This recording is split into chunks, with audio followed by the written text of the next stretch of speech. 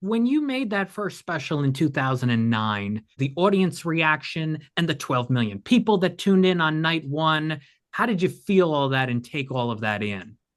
No, I felt pretty good. Yeah. No, it was great. Thank you.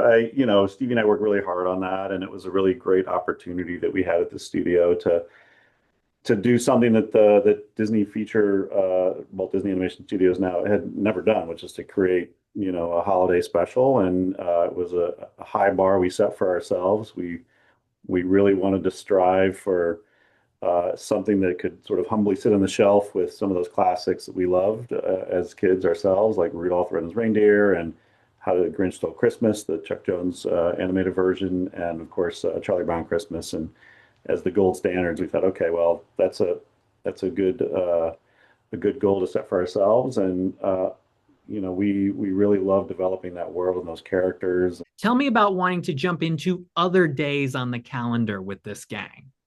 Well, back in the day, back in like 2008, 2009, when the first one came out, we've often thought, and like Kevin alluded to, that we want to really build this world. And, one of the questions you ask yourself is like, well, there's Christmas, but then what about the rest of the year? What do these guys do in January, when it's downtime?